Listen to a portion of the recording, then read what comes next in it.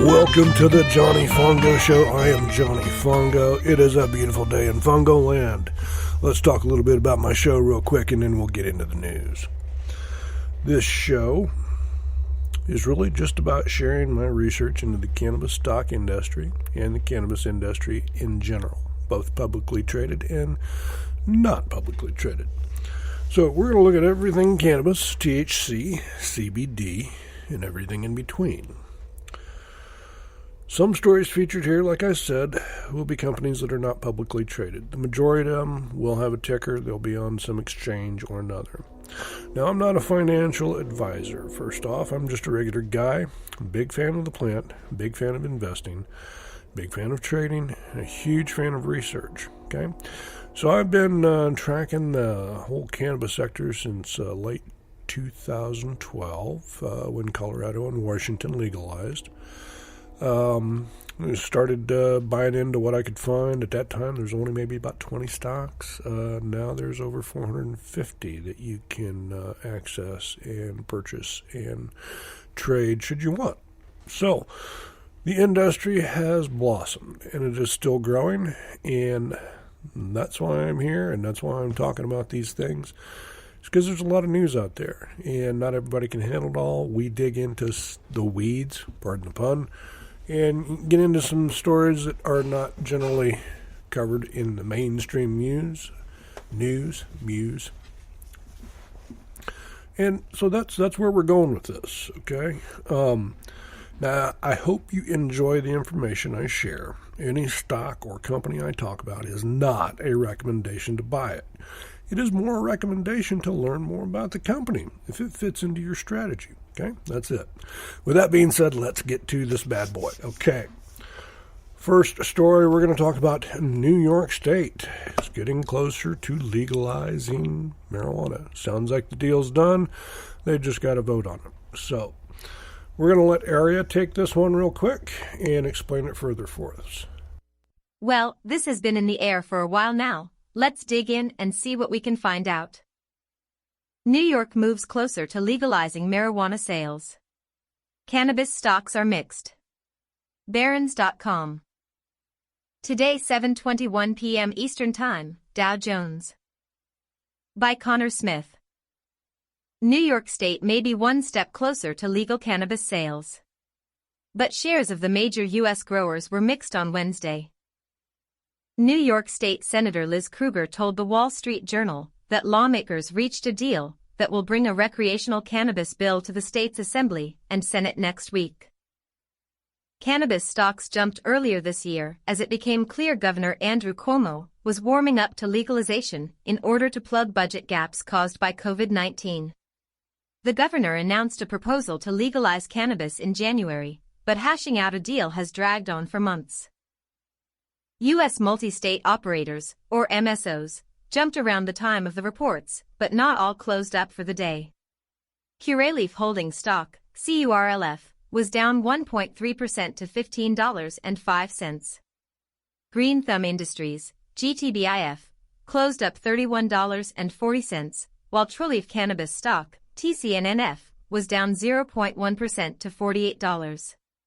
Cresco Labs stock, CRLBF, was down 1.5% to $13.23. Advisor Shares Pure U.S. Cannabis, MSOS, an exchange-traded fund focused on U.S. growers, closed down 1.1%. The ETF MG Alternative Harvest ETF, MJ, which has exposure to bigger firms that operate in Canada, was down 2.8%. Callan analyst Eric Asaraf wrote in a note on Wednesday that unforeseen snags could still arise as lawmakers draft a bill. New Jersey struggled to pass legalization despite popular support from voters. While the prior two attempts in New York failed, legislative changes around social equity, coupled with COVID-19 budget deficits and legalization in New Jersey will likely get the bill across the finish line, in our view, Asaraf wrote. His colleague, Callan analyst Vivian Azer, believes New York's high rates of disposable income and strong tourism can help it become one of the largest cannabis markets in the U.S. She notes that the operators with licenses in the state for medical cannabis include Green Thumb, Curaleaf, Cresco Labs, Columbia Care, Acreage Holdings, MedMen, and Vireo. We would expect existing license holders to have a first-mover advantage given their existing approvals and cultivation infrastructure, she wrote. It will be interesting to see how this affects the market. Back to you. Thank you, Aria. It's an interesting story. We're going to keep our eyes on New York, see how quickly they can get this done and implemented. Sounds like they're jonesing for cash. And like many states, they've used the cannabis to create the income to help fill in those gaps that they're having. All right, next up, Chase Kushak, New Standards COO, tackles a new frontier from beer to bud. All right, congratulations, Chase. We wish you luck with New Standard.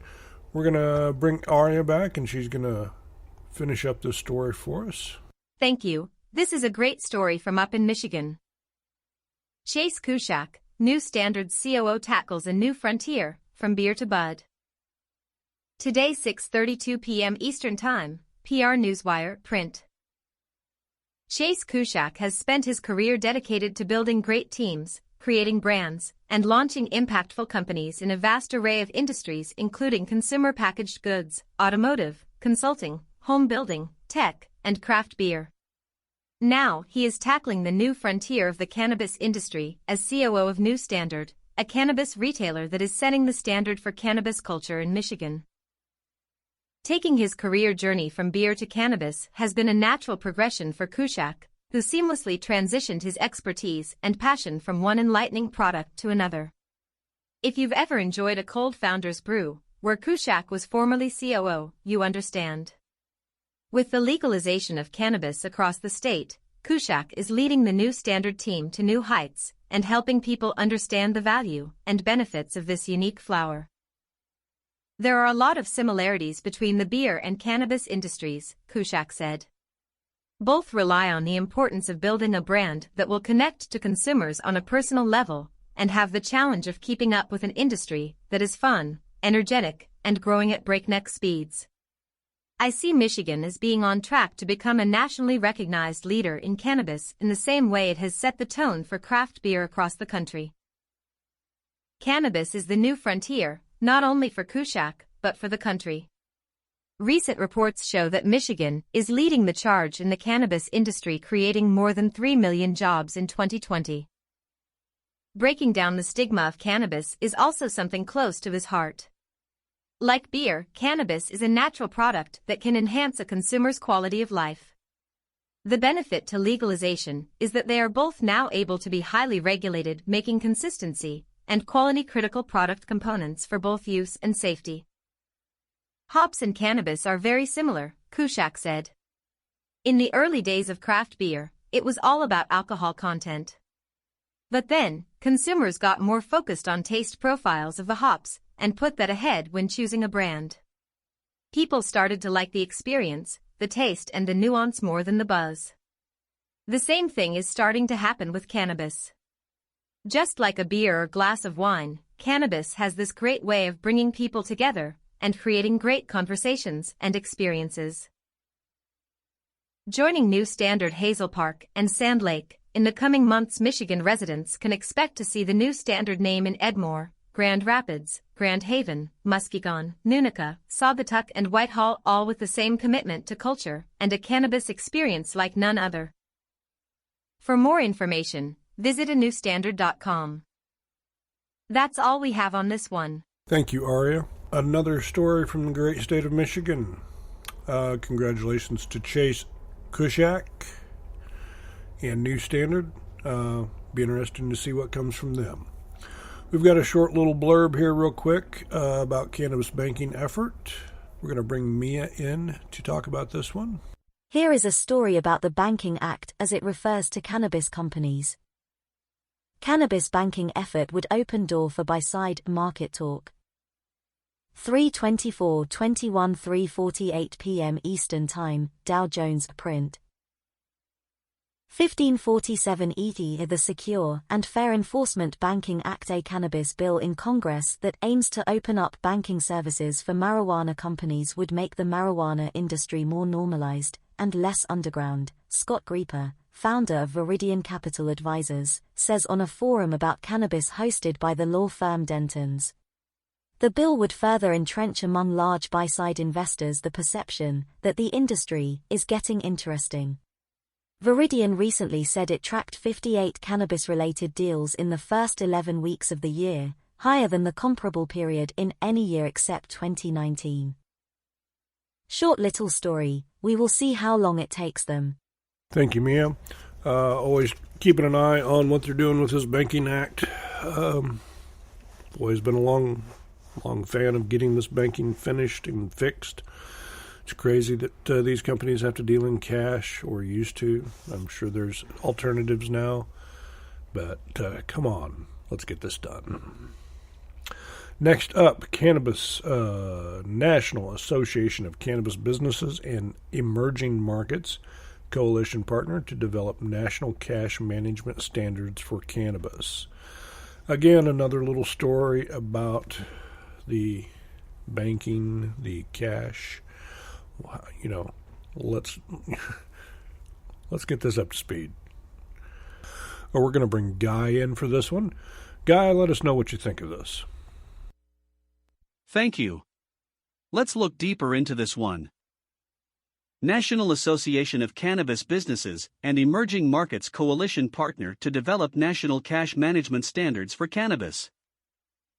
March 24, 21, 10:48 a.m. Eastern Time, Globe Newswire, print.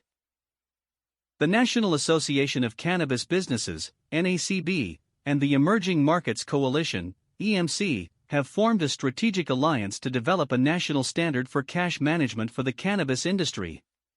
The U.S. legal cannabis market is projected to grow to $35 billion by 2025, yet operations in licensed cannabis companies are still cash-based. Financial institutions have been hesitant to serve cannabis-related businesses due largely to the fact that cannabis remains illegal at the federal level. Even after legalization occurs, there will be a steep learning curve for both industries, said Gina Kranwinkle, President and CEO of NACB. The new national standards for cash management will provide cash management tools and protocols cannabis-related businesses need to incorporate in their operations to be ready and able to work with financial institutions. We couldn't be more pleased to partner with EMC and look forward to sharing their expertise and ours.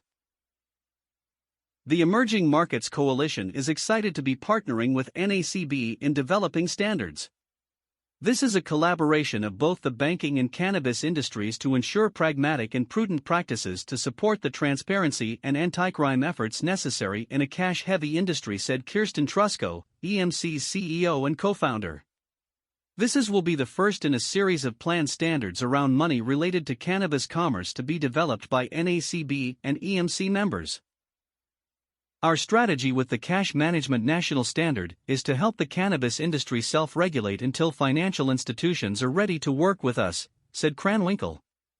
It will cover best practices in areas such as cash management and currency deposits that will enable cannabis businesses to reduce costs and gain more control of their finances.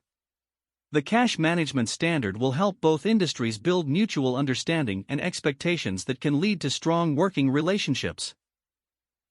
EMC's goal for cannabis financial services is simple: a coalition to drive collaboration across the financial services and cannabis industries to drive normalized financial services, banking, payments, insurance, lending, etc.